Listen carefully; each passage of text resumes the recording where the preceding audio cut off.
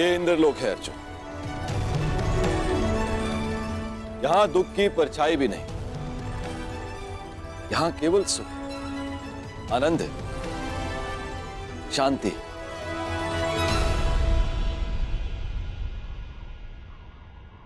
क्षमा कीजिए पितादे, मेरे भाई वहां पीड़ा भोगे और मैं यहां आनंद करूं, ऐसा कैसे हो सकता है? हमें अपनी प्रतिज्ञा पूर्ण करनी है, महायुद्ध करना है।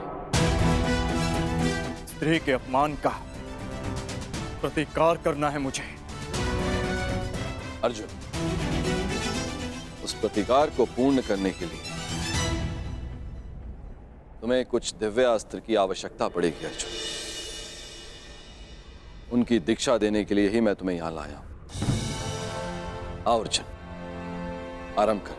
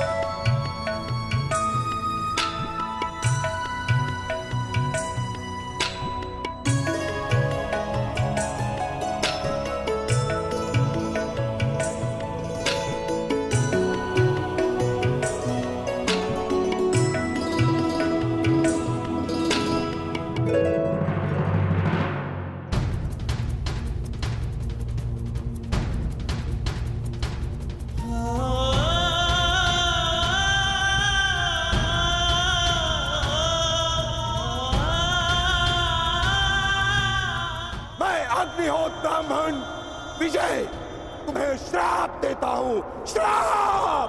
जिस प्रकार तुमने कीचड़ में फंसे हुए मेरे असहाय बछड़े को मारा है, उसी प्रकार तुम भी एक दिन पृथ्वी पे असहाय गिरे रहोगे और तुम्हारी कोई सहायता नहीं करेगा।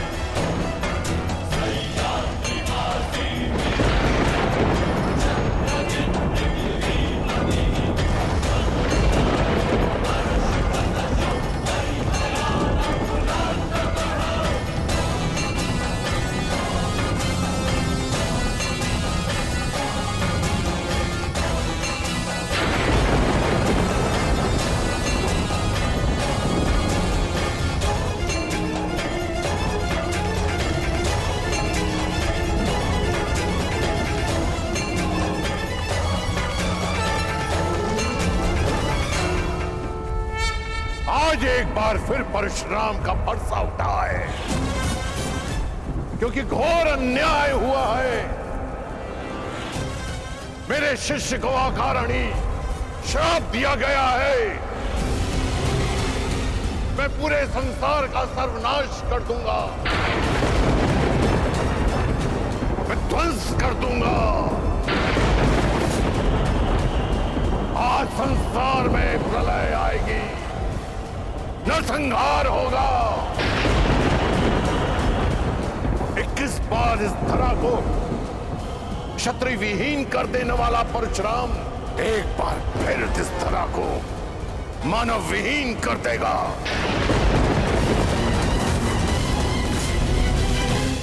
उपकार का बदला उपकार से ना चुकाना। ऐसे मानव जाति को जीवित रहने का कोई अधिकार नहीं देगा परशुराम। नहीं गुरुदेव, नहीं।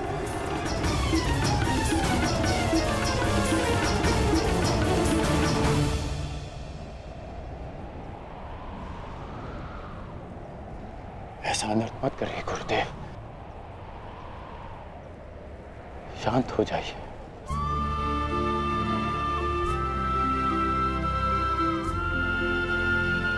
इतना क्रोध क्यों गुरुदेव? मुझे तो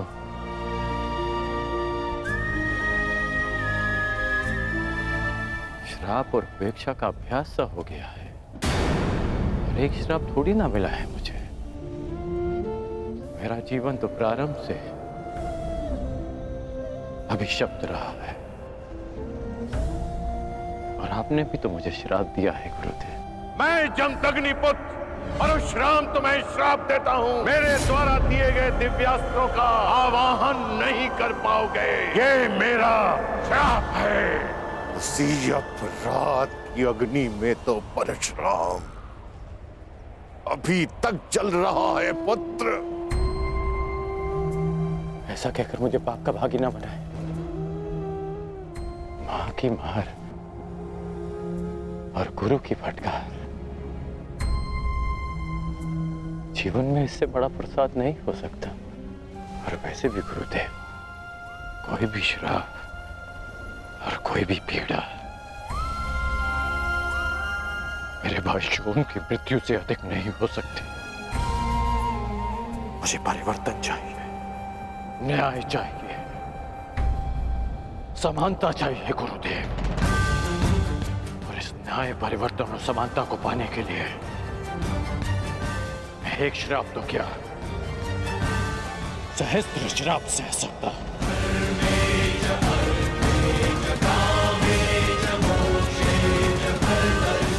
और कोई श्राप आपके इस शिष्य को अपने लक्ष्य से, अपने कर्म पथ से हटा नहीं सकता गुरुदेव।